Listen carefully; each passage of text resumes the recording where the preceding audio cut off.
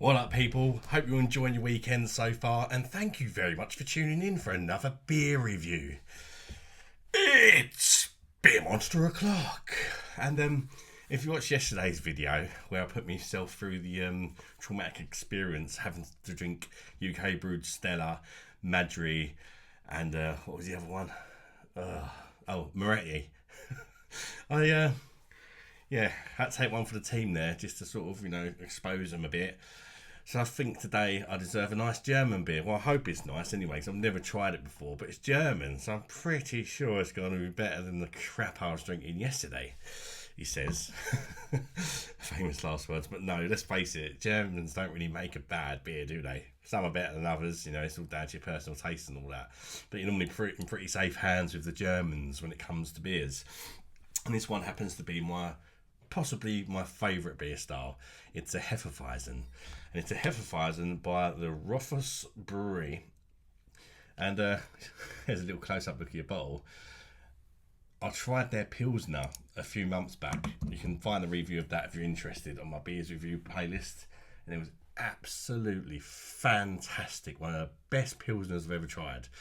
So I see this on the House of Trending Madness, and I thought, it's a no-brainer. I've got to try it. It's one of my favourite beer styles, be it a Hefeweizen or wheat beer. Different countries call them different things. And it's just a no-brainer. It's got to be done. Hopefully I'll like it as much as a Pilsner. Because if I do, I'm in for a bloody treat, I tell you that. Let's have a look at your bottle cap if you're interested. I think it cost me £2.99 this one. It's 13 IBUs as well. That's sort of international bitterness units. So it shouldn't be all that bitter. May just have a little slight nick on the end, judging by that. Let's crack her open, shall we? And see what it's all about. Please be good after yesterday. I've got good hope, good feeling about this one. As I say, I've only ever tried one beer by the brewery. It's absolutely fantastic. So I've got no reason to fear, I think. And it is looking absolutely lovely. Oh, is it going to overflow? Come on, don't want no wastage. There's a close-up look at the beverage. Of course, I'll get the bottom bits in a minute, which may or may not have some yeasty goodness in it, which could change the appearance of this beer. You can see we've got a stonking great big head. There's kind of a white head, nice compact bubbles in that head. Look at that. It's almost got that Guinness domage on it. Looks lovely and creamy, this particular beverage. Colour-wise, well, at the minute without the yeasty sediment, it is kind of a murky, goldeny orange sort of colour for me. I mean, you've got eyes, you can make your own mind up on that, I suppose. But it does look different in person than on camera a lot of the times. That's why I say what colour it is. I'm not trying to insult your intelligence. It can look different because I've got lights and that in the background. Let's check out the aroma of this Rothaus Hefeweizen and see if it smells good. It does smell good. Quite a few different things going on at a reasonably light level. Definitely getting banana. It's not like punchy ripe bananas that sort of slaps you around the face like some of them do, but it's a nice fresh smelling banana. It's yeasty as well, quite yeasty this one. I think there might be some other fruits in here. Perhaps like a citrus fruit. Clovey spice. Really does smell nice actually. Lovely and yeasty. One of them Hefeweizen beers. I mean, this is controversial, but some people can pick up bubblegum on the aroma and taste, and I can pick up bubblegum on this one. Probably not actually bubblegum, but it's a smell that very much reminds you of bubblegum, in a really nice way. It sounds horrible, doesn't it? Beer that smells like banana and bubblegum. But if you've not tried a wheat beer, you're really missing out. They're absolutely fantastic, I tell you. Right, the head settled down a little bit, so I can stop waffling and get these bottom bits in. Always give it a little swirl to try and get it all the bits that are stuck to the bottom of the bottle, because you want to get all that in there because it gives it more flavour, a better body even sometimes, if it has got any. Some of them don't, but I like the ones that do, personally. It doesn't mean it's a bad beer if it doesn't have it though, because like Franziskaner doesn't generally have much, but that's fantastic. There Lovely creamy bits of head coming out the bottom there. Yeah, it does have some yeast in it. It's changed the colour of the beer. Top part, as you can see, is slightly darker where the yeast is going in there. There's not any sort of rocks or anything, so to speak. It's more of like a creamy yeast that's going down the glass. It looks like a stunner, doesn't it? Looks very sexy looking. I can't wait to chuck it down my neck. So I'm going to shut up flirting with this German beverage, throw it down my neck, and let you guys know if I like it or not. If you've tried this particular beer, let me know if you like it in the comments, guys. And where do you rate it amongst other weissbiers or wheat beers or whatever you want to call it? So many names for the same beer just to make it nice and confusing for everybody. So, cheers everybody. Bosh. Prost if you're German.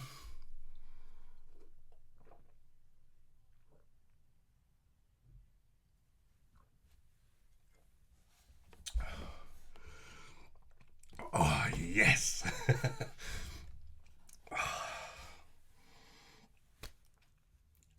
I'm smiling. I'm happy. I like it. After drinking them beers yesterday and then coming back to something like this, it really does make you realise how bad we get the piss taken out of us over here with all these UK brewed fakes that taste like bloody swamp water and arse. This is fantastic. First impressions, I mean, that's my face said it all, didn't it? It's absolutely lovely. But it's not the it's nice and creamy, but it's not the most full-bodied Weiss beer I've ever tried. I'd say light to medium. Really nice gentle feel to the carbonation though. It gives it a nice creamy smoothness, almost like drinking like a nitro sort of Guinness or whatever, you know. Lovely mouthfeel. Alright, let's go in there again and see what flavours we can pick up in this beauty.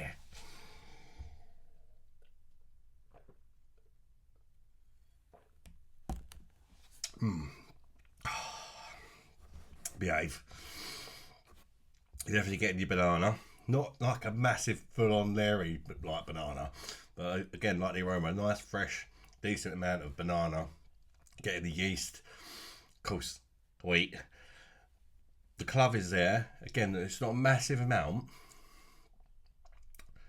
but it's there more towards the end, which is like kind of normal for me anyway. I always get it sort of towards the end. But in the background with this one, there's a few things that make this beer slightly different from some of the others. I'm getting like a maltiness, like a kind of biscuity caramel sort of malt. It's more of a sort of background thing, but it's nice. It's giving the beer a slight sweetness, but it's not overly sweet or nothing like that. I'll tell you about it because I don't really like sweet beers. But it also does have that slight bitterness on the edge that just cuts through that sweetness and just makes it okay. There's definitely some more fruit in here as well. For me, it's like a citrus fruit. Let's go again.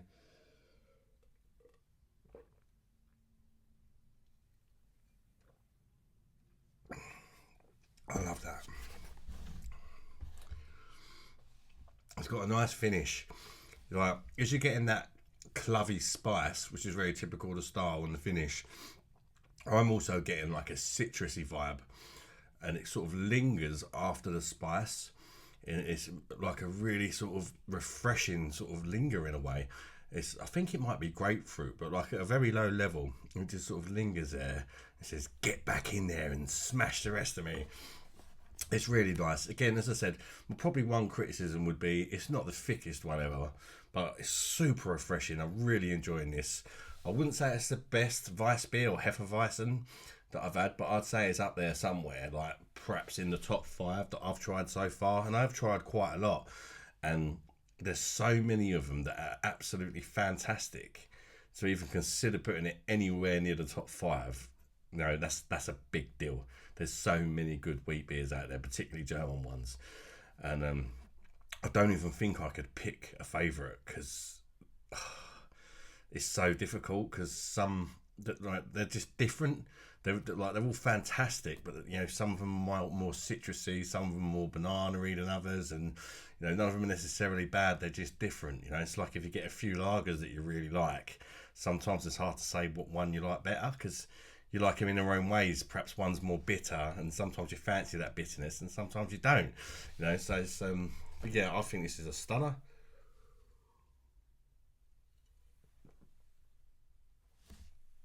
And that slight sort of lingery citrus gives it a slight sort of different from the norm sort of uniqueness about it, which I like. I can't really fault it, apart from, let's say, it could be a little bit thicker. And it's, oh, by the way, it's 5.4% ABV. This one, I don't think I mentioned that. Don't taste 5.4% ABV. Yeah, I have chilled it to the bone, and I think it really suits this. It's really refreshing.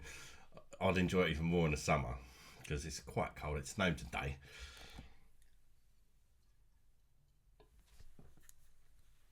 There she goes. Fantastic representation of the style. Another German cracker, which is definitely a familiar theme on the channel. And I'm going to give it a 9.2 out of 10. Absolute cracker. If you've not tried it, give it a bash. If you're making an order online and you see it, throw it in there and let me know what you think of it. And yeah, if you made it this far, thank you very much. Smash the like button. Subscribe to the channel if you've not done already. And if you have done already, you're a real one. Thank you very much. And until the next one, bye-bye, darlings.